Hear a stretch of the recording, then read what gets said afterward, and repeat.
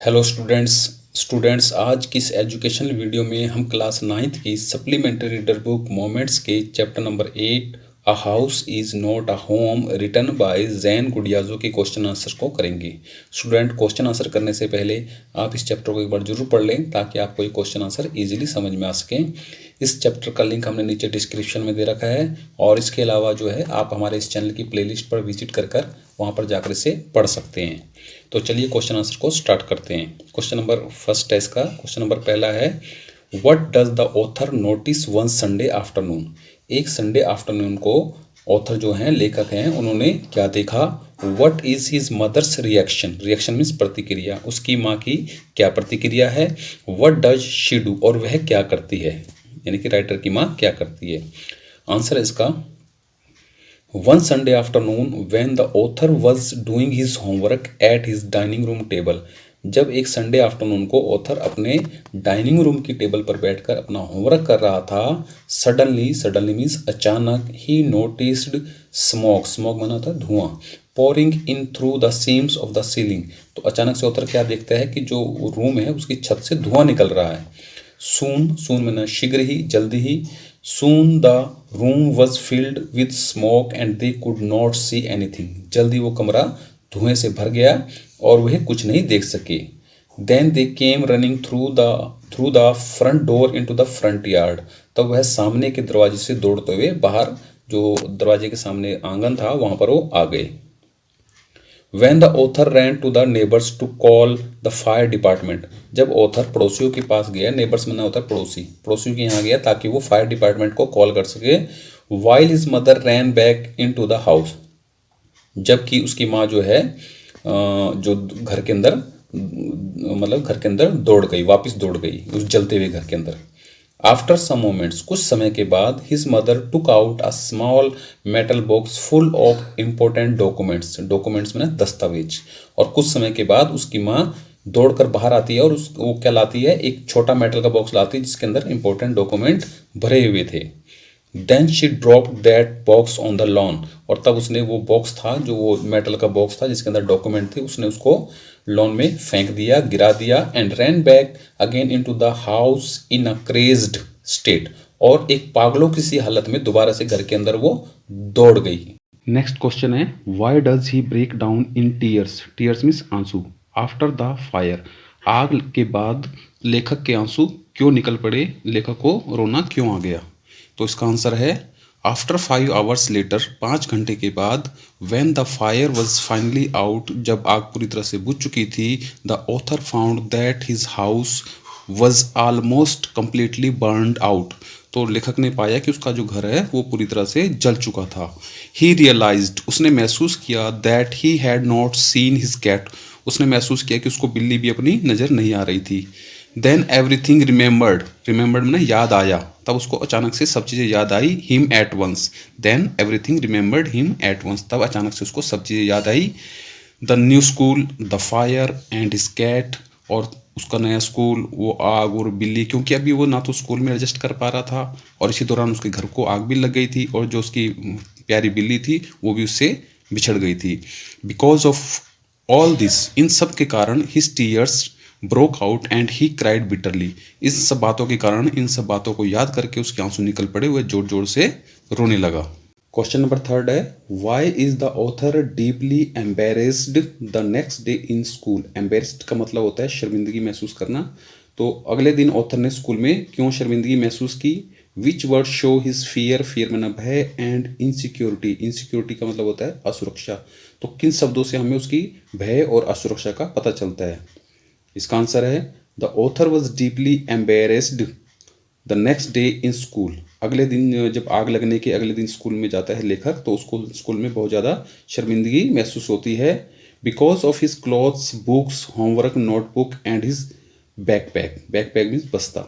और किस कारण से होती है, अपने कपड़ों के कारण होती है, अपनी किताबों के कारण।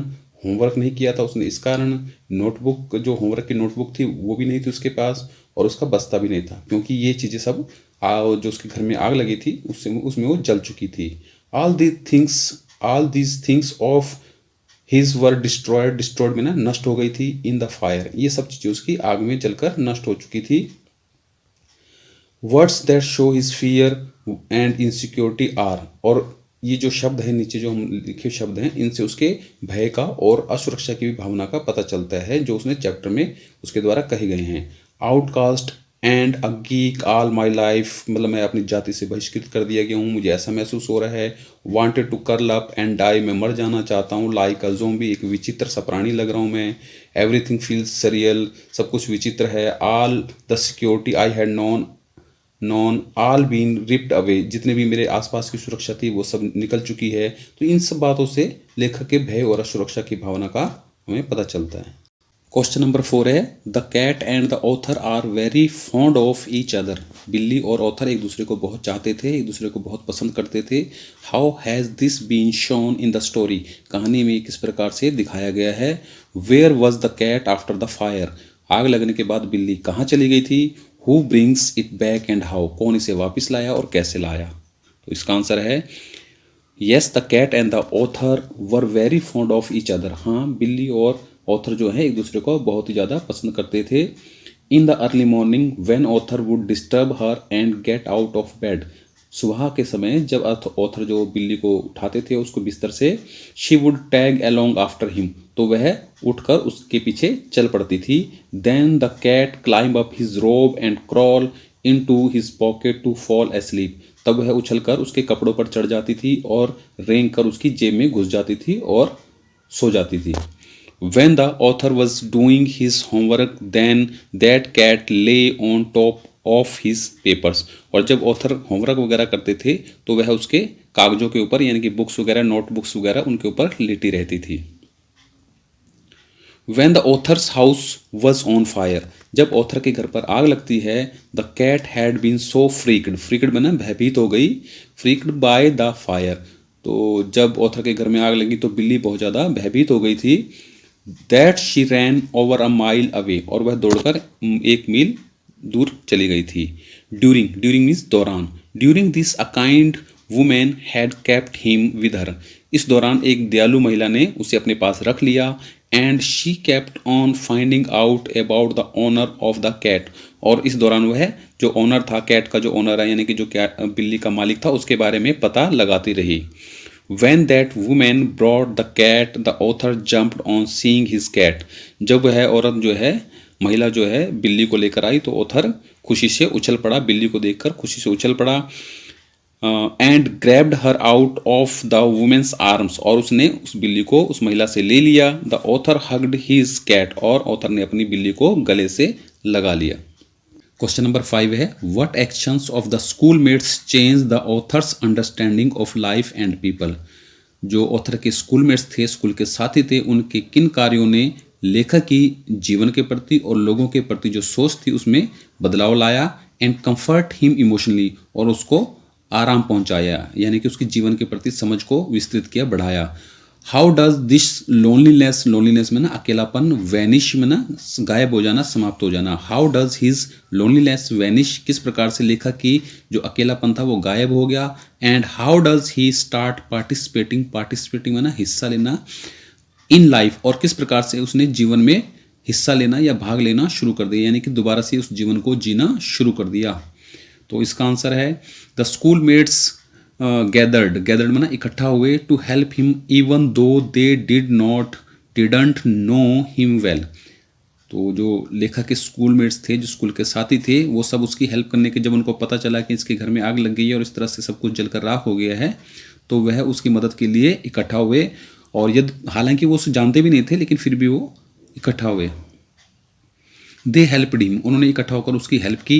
दे had taken up a collection and bought for him school supplies, notebooks, all kinds of different clothes, jeans, tops and sweat suits. तो उन सब ने क्या किया कि पैसे वगैरह इकट्ठा किए अपना, और उसके लिए स्कूल के जितने भी सामान थे जैसे कि नोटबुक हो गया, बैकपैक हो गया, और कपड़े, ड्रेस वगैरह जो भी थे वो लाए। इसके अलावा उन्होंने कपड़े भी लाए उसके लिए, जैसे जीन्स, टॉप, स्वेट सूट वगैरह, ये सब उसके लिए लेकर आए। This made the author emotional, और जब वो सब इन्होंने उसको दिया तो इससे ऑथर क्या हो गया, इमोशनल हो गया, भावुक हो गया। People who had never spoken to him before were coming up to him and introduce themselves, तो वे लोग जो उसे जानते तक भी नहीं थे, कभी उन्होंने उससे बात भी नहीं की थी, वे सब आगे आए और उन्होंने अपना उससे परिचय दिया। They invited him to come to their houses, और उन सब ने उसे जो है ऑथर को अपने घर आने का निमंत्रण भी दिया।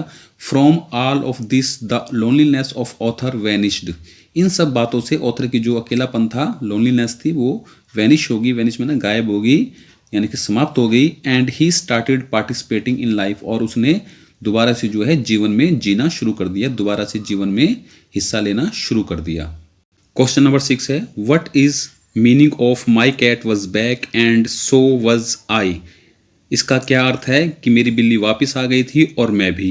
Had the author gone anywhere, क्या ऑथर जो है कहीं गया हुआ था। Why does he say that he is also back, वह ऐसा क्यों कहता है कि वह भी वापस आ गया है। तो इसका आंसर है, when the author finds new friends and after a month he got his cat back.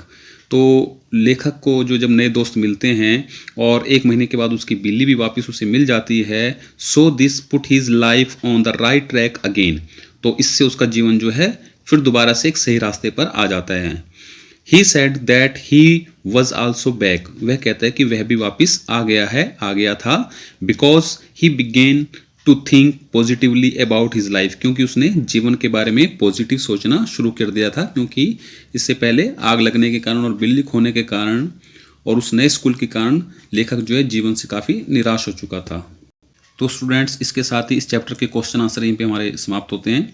अगर आपको हमारा ये प्रयास अच्छा लग रहा हो तो हमारे चैनल को लाइक कीजिए, सब्सक्राइब कीजिए, और उसके सब्सक्राइब के बगल में जो बेल आइकन है उसको जरूर दबाइए, ताकि हमारे सभी प्रकार के नोटिफिकेशन आपको समय समय पर प्राप्त हो सके। Thanks for the watching.